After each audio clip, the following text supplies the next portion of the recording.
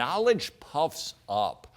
The more you learn about God, it's just the way that it works, the more inclined we are to be unwise. You say, wait a second, you get more knowledge, but you're unwise. Well, first of all, Jewish wisdom different than Greek wisdom. Jewish wisdom is applying the knowledge. That's real wisdom.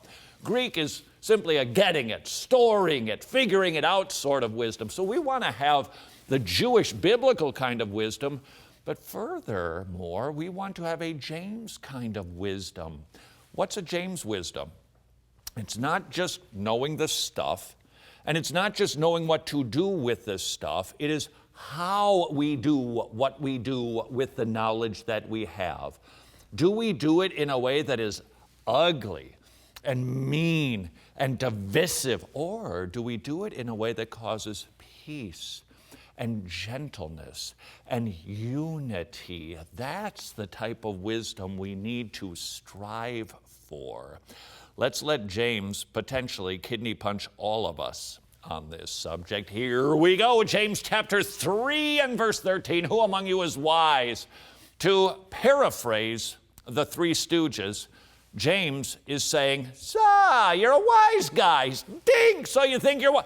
Oh, you think you're smart, do you? He's hitting us that hard to get our attention.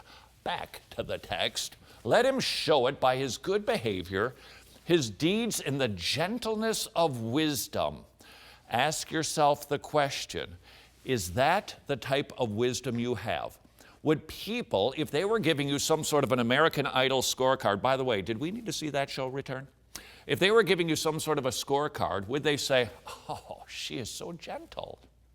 Whenever he brings something to the table, it's always so gentle. This is the good type of wisdom. Now here comes the not good kind of wisdom, which means it's not wisdom at all. Verse 14, but if you have a bitter jealousy, selfish ambition in your heart, do not be arrogant and so lie against the truth.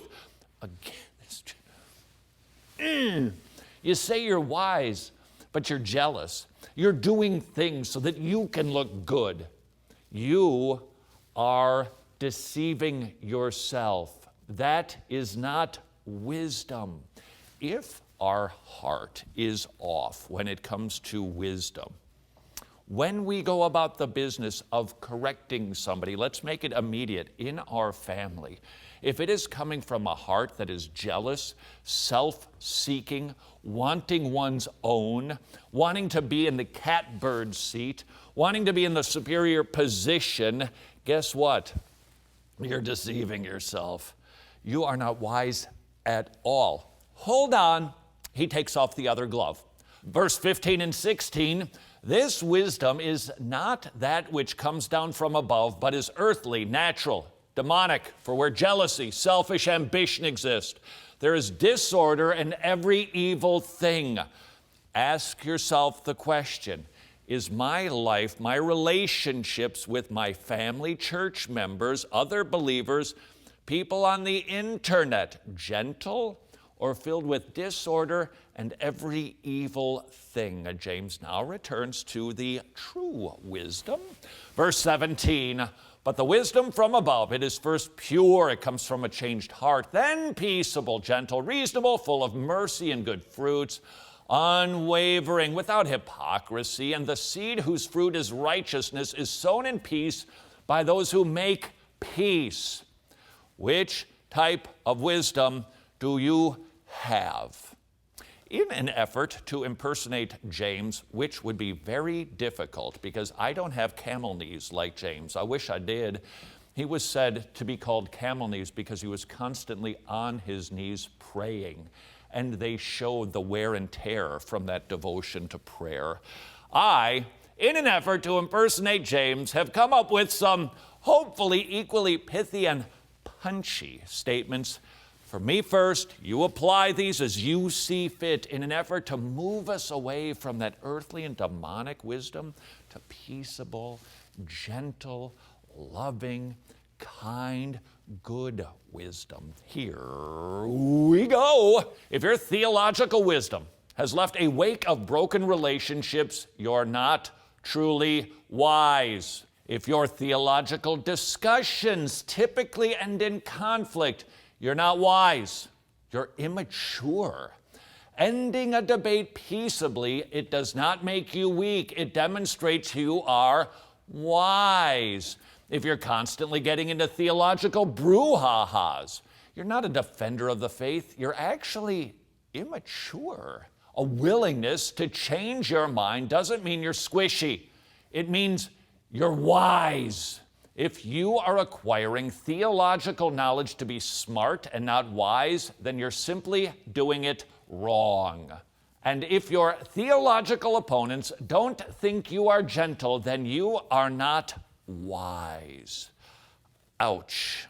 For all of us, we need that smack, don't we? Knowledge puffs up. Not maybe, not possibly. It will be a persistent desire for you to not practice wisdom rightly. Getting and attaining all kinds of smarts has a temptation. It's intrinsic. It's just built in. It makes you arrogant. It puffs us up. And we need this deflator from James so that we take that knowledge and we apply it wisely, which results in peace and gentleness. If you happen to be a progressive, liberal, squishy, seeker-sensitive sort of a Christian, prepare yourself. According to you, I'm about to use a swear word. If you are not participating in some way, shape, or form in the Great Commission, being obedient to the command our Lord left us when he said, go and make disciples, then you are, here it comes, sinning. There, I said it. This is one way. There are other ways. We're simply trying to provide you with the easiest way possible to be obedient to the command to preach the gospel. This is called Don't Stub Your Toe. It is a thorough law gospel presentation. You can simply give it to somebody, leave it on the table at the restaurant, pass it off to the drive-through person as you're putting your foot on the gas. Whatever you do, consider getting 12 and leave one with somebody once a month. Get 52 once a week. By the time the year is done, you can look back and say, hey, this is the year I wasn't sinning. Get yourself some copies of Don't Stub Your Toe at wretched.org.